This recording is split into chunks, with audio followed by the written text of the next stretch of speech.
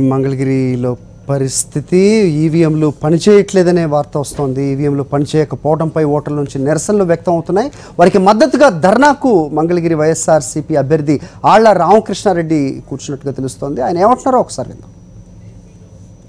వాళ్ళతో పాటే తాను బైఠాయిస్తానని కూడా ఎమ్మెల్యే బైఠాయించిన పరిస్థితి ప్రస్తుతం కొనసాగుతుంది. ఎమ్మెల్యే గారు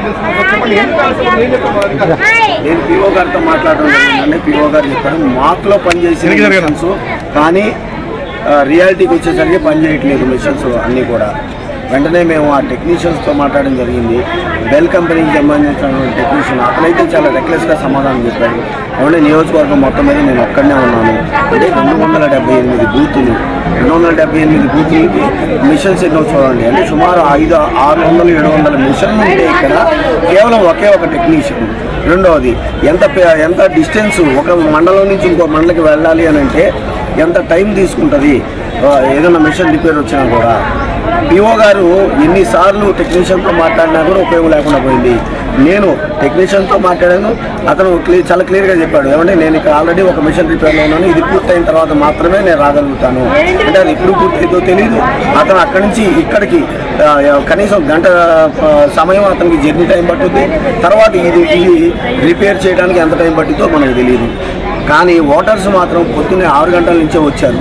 వచ్చి క్యూలో లైన్లో నిలబడ్డారు. నేను కూడా 2-3 మహిళలను అడిగితే వాళ్ళు అన్నమాట అయ్యా మాకు బీపీ షుగర్లు ఉన్నాయి, ఎండకు తట్టుకోలేము, మేము పొద్దున్నే వచ్చి ఓటేసి వెళ్ళిపోదాము ఎండ వచ్చే లోపలే అని చెప్పి వాళ్ళు అంటూ ఉంటే ఇప్పుడు సుమారు 9 గంటలు అవుతుంది.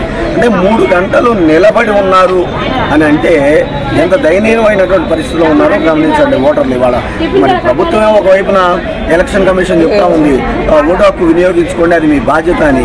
ఈ బాధ్యతను నిర్వర్తించడానికి వస్తే ఇలాంటి సౌకర్యాలు ప్రభుత్వం ఏర్పాటు చేస్తూ ఉంటే, ఈ ఎలక్షన్ కమిషన్ ఏర్పాటు చేస్తూ ఉంటే అసలు ఇంకేంటి అందులో 500-600 మిషన్లకి ఒకే ఒక టెక్నీషియన్ ఉన్నానని టెక్నీషియన్ చెప్తా ఉన్నాడు.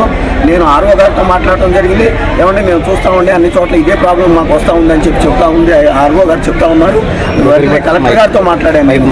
కలెక్టర్ గారు అయితే ఏమంటే మాకు కూడా చాలా నెంబర్ ఆఫ్ కంప్లైంట్స్ వస్తున్నాయి మంగళగిరి నుంచి, అయినా కూడా మేము దాన్ని చాలా వీలైనంత త్వరగా చేస్తానని చూస్తున్నాము.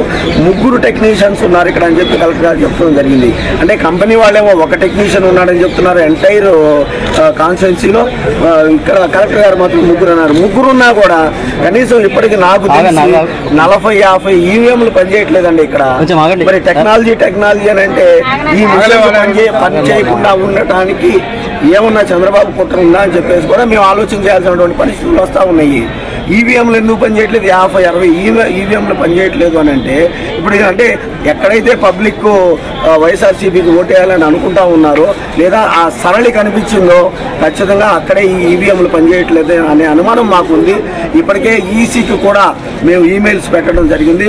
కనీసం మీడియా ద్వారా అయినా సరే ఎలక్షన్ కమిషన్ని లేదా ఉన్నతాధికారులు నేను కోరుకుంటా ఉన్నాను. కనీసం పేషెంట్స్ పడిపోయే లోపల లేదంటే వాళ్ళ ప్రాణాలకి ఏమైనా హాని జరిగే లోపల సరే స్పందించి ఇమ్మీడియట్గా ఈవీఎంలన్నీ రీప్లేస్ చేయడమా లేదా రిపేర్ చేయడమా చేసి కనీసం వాళ్ళ ఓటు హక్కుని నిర్భయంగా ఉపయోగించుకునే అవకాశాన్ని కల్పించమని చెప్పి కొరత నేను వాళ్ళతో పాటు ఇక్కడే కూర్చొని నా నిరసన తెలియజేస్తున్నా. అంటే అధికారులు వచ్చే వరకు కూడా ఈవీఎంలు పనిచేయనంత వరకు కూడా మేము ఇక్కడే కూర్చోవాలి. అంటే మరొక వైపున ఇంకొక బాధ, ఒక్క మిషన్ దగ్గరే మేము ఈ విధంగా ఇంత టైం పోతా ఉంటే మిగతా 50-60 చోట్ల పనిచేయట్లేదు ఈవీఎంలు. అంటే ఇంకెంత టైం పోతుంది? నిలబడి వాళ్ళు ఇళ్ళకి వెళ్ళిపోయారనుకోండి ఎంత నష్టమో ప్రజాస్వామ్యానికి. అంటే కుమారుడు ఓడిపోతాడు, కొడుకు ఓడిపోతాడు అని చెప్పి తెలిసి చంద్రబాబు నాయుడు ఇలాంటి పనికిరాని ఈవీఎంలు ఇక్కడ పెట్టాడనే అనుమానం కూడా మాకు కలుగుతూ ఉంది. అందుకనే నా అనుమానం నిజం కాకపోతే తక్షణం ఉన్నతాధికారులు వాళ్ళు తమ విధులు వాళ్ళు నిర్వర్తించాలి. అదేవిధంగా ఎలక్షన్ కమిషను